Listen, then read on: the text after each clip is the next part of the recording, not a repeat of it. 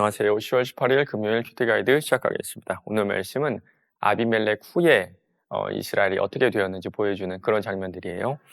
1번입니다. 아비멜렉의 뒤를 이은 사람은 누구입니까? 1절입니다.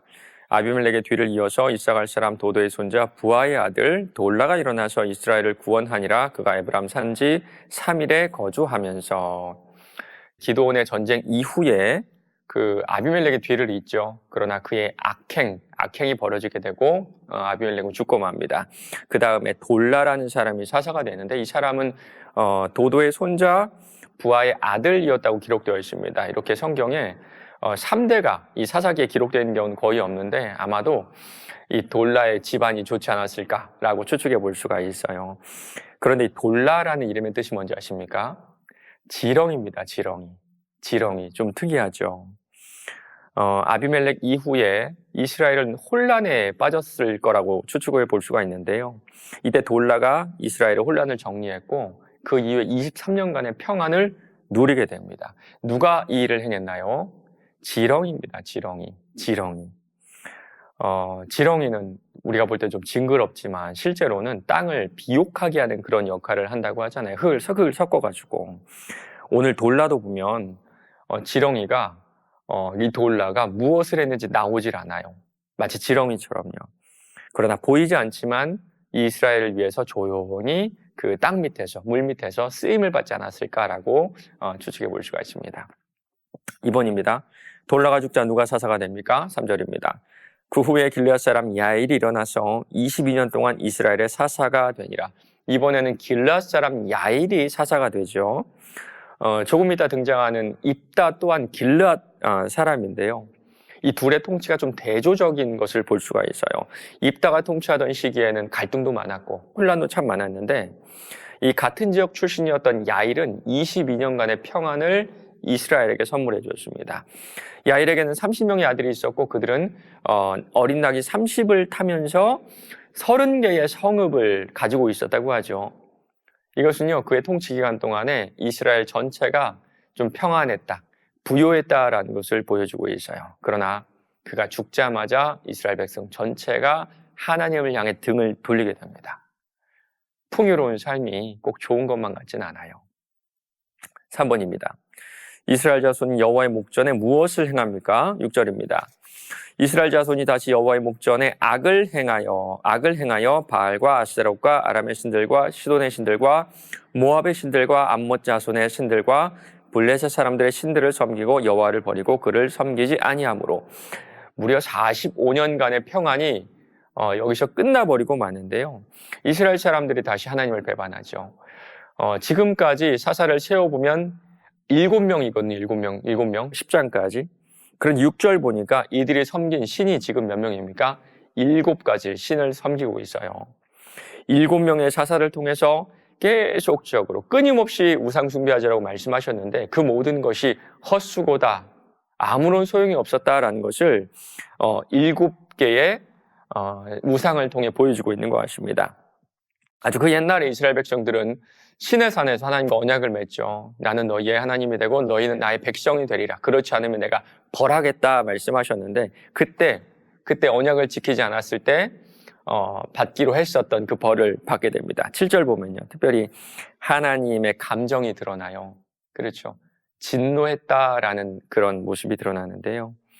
그러고 보면 지금 이스라엘 민족을 정복한 민족이 한 민족이 아니라 두 민족입니다. 블레셋과 암몬.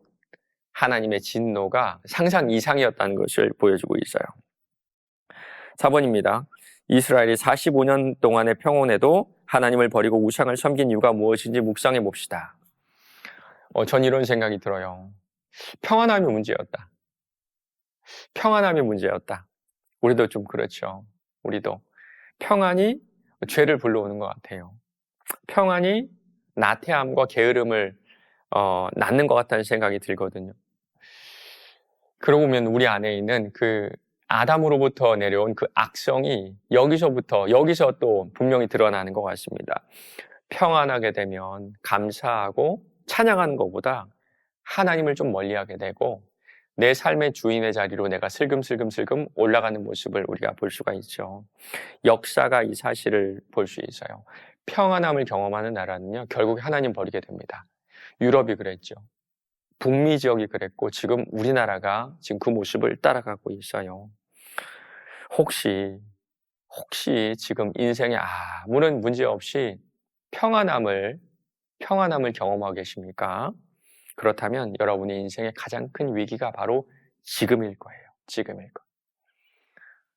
지금 이 평안한 이 시기에 하나님의 무조건적인 용서하심도 잊어버리게 되고요. 또 측량하지 못할 은혜도 우리가 소망하지 않고 살아가게 되는 것 같아요. 삶의 안정감이 주는 이 영적인 느슨함이 결코 우리에게 유익이다라고 말하지 못할 겁니다. 5번입니다. 나의 삶에서 반복되어 나타나는 죄는 무엇입니까? 이를 끊어버리기 위해 내가 해야 할 일이 무엇인지 생각해보고 실천합시다. 사사기를 보면 죄를 짓고 회개하는 패턴이 반복이 되고 있어요. 그래서 하나님께서 용서와 평안을 주시면 다시 하나님을 배반하는 일이 계속적으로 반복이 되고 있죠. 우리도 그렇죠.